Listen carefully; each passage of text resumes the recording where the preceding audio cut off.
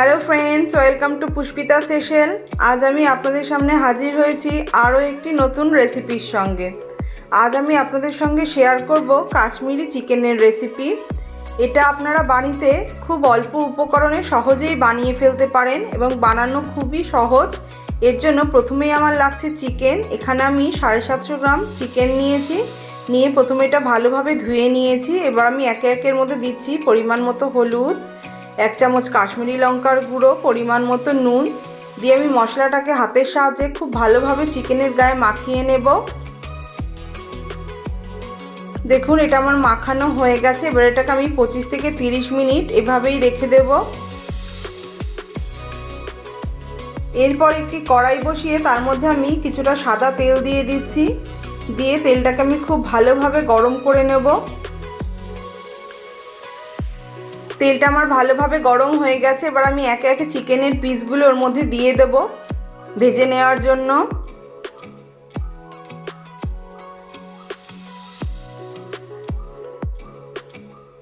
এক পাশটা আমার ভাজা হয়ে গেছে। এবার আমি এটাকে উল্টিয়ে দেব যাতে অপর পাশটাও সুন্দরভাবে ভাজা হয়ে যায়।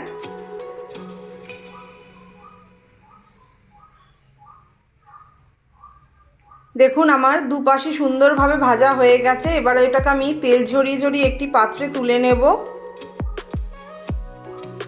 নিয়ে একইভাবে অন্য চিকেনগুলোকেও আমি ভেজে নেব।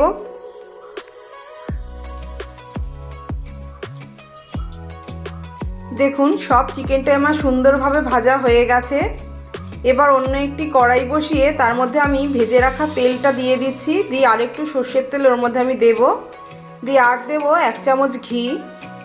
এটা ভালোভাবে গরম হয়ে গেলে ওর মধ্যে আমি দিয়ে দিচ্ছি দুটো পেঁয়াজ। আমি এখানে দুটি পেঁয়াজ গ্রেট করে রেখেছি, আপনারা চাইলে কুচিয়েও দিতে পারেন। এবার এটাকে আমি 5 থেকে 7 মিনিট খুব ভালোভাবে ভেজে নেব।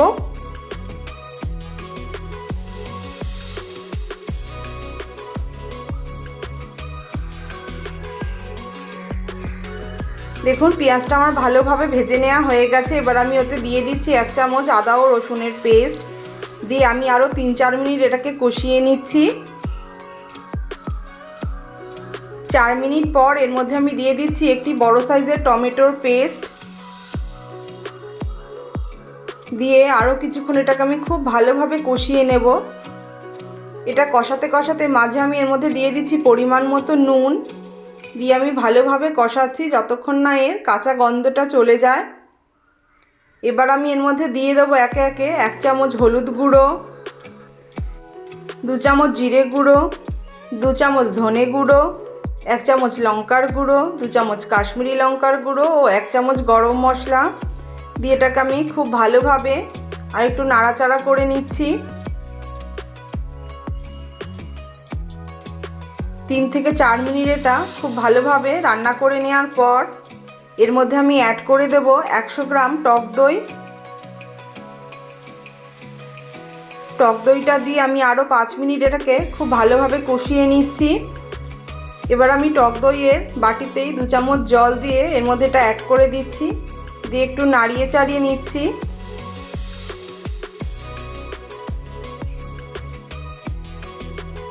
এবার এটাকে ঢাকা দিয়ে আমি 5 মিনিট রান্না হতে দেব।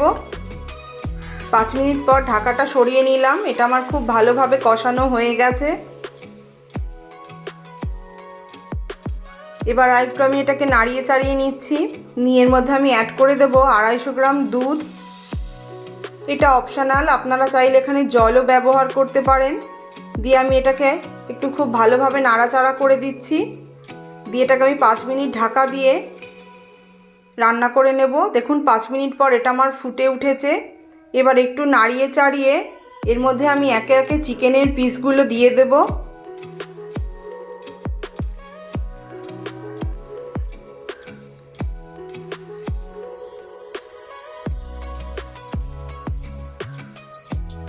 একে একে সমস্ত চিকেনটাই আমার এর মধ্যে দেয়া হয়ে গেছে। এবার এটাকে আমি একটু নাড়াচাড়া করে নিচ্ছি। নিয়ে গ্যাসের আঁচটাকে মাঝারি করে ঢাকা দিয়ে আমি 10 মিনিট এটাকে রান্না করে নেব। 10 মিনিট পর ঢাকাটা সরিয়ে দিলাম। দিয়ে এর মধ্যে আমি অ্যাড করে দিচ্ছি 1 চামচ কাসুরি মেথি। দিয়ে একটু নাড়িয়ে চাড়িয়ে নিচ্ছি। নিয়ে গ্যাসের আঁচটাকে লো করে আমি আরও 5 মিনিট এটাকে ঢাকা দিয়ে রান্না করে নেব। 5 মিনিট পর ঢাকাটা সরিয়ে দিলাম। দেখুন তৈরি হয়ে গেছে আমার কাশ্মীরি চিকেন। এবার এটা আপনারা লাঞ্চে বা ডিনারে যে কোনো রকম রাইস বা রুটি লুচির সাথে পরিবেশন করতে পারেন, খেতে খুবই ভালো লাগবে। রেসিপিটি কিরম লাগলো অবশ্যই কমেন্ট করে জানাবেন। যদি ভালো লেগে থাকে লাইক ও শেয়ার করতে ভুলবেন না। নতুন নতুন রেসিপি পাওয়ার জন্য চ্যানেলটিকে তাড়াতাড়ি সাবস্ক্রাইব করে ফেলুন। দেখা হবে আবার অন্য কোনো ভিডিওতে। সকলে ভালো থাকবেন।